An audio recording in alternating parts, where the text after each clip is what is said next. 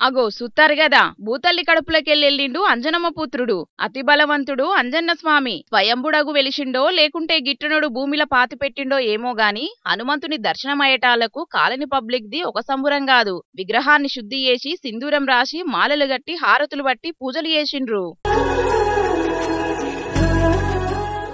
ఏం పని మీదనో ఏమో మట్టి సాబ్ చేత్తంటే భూమిలేదో ఉన్నట్టు తెలిసిందట. తీసి చూస్తే సాక్షాత్తు ఆ రామబంటు ఆంజనేయుడే. పైగా మంగళారం, స్వామికి ఇష్టమైన దినం. ఇసొంటాల్లా స్వామి విగ్రహం భూమిలో దొరుకుడంటే మామూలు ముచ్చట గాదు. ఇగిట్ల విగ్రహం బయట పడ్డదో లేదో ఆ నోట ఈ నోట అందరికి తెలిసి అమ్మలక్కలందరూ తరలిచ్చిండ్రు. హనుమంతునికి తమలపాకుల దండలు గట్టి దండి మొక్కులు పెట్టిండ్రు. అన్నట్టు గిదేడ జరిగిందో చెప్పలే గదా.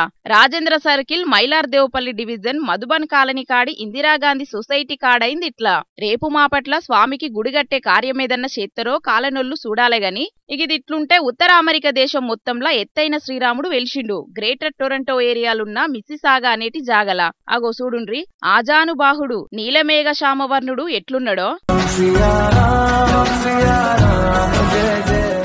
ఉత్తర అమెరికా భక్తులను పావనం చేసేతందుకు పాలరాతితోటి రూపుదిద్దిండ్రు స్వామిని. 4 ఏండ్ల కింద శాలైనయట విగ్రహం పనులు. వేద పండితులంతా మంత్రాలు చదువుతాంటే ఆ వేద ఘోష నడుమ విగ్రహాన్ని పరదగుంజిండ్రు. భక్తులు దండిగచ్చిండ్రు. చూస్తారు గదా, 51 అడుగుల విగ్రహం. గంటకు 200 కిలోమీటర్ల వేగంతోటి గాలులు పెట్టినా ఫరక్ లేదట.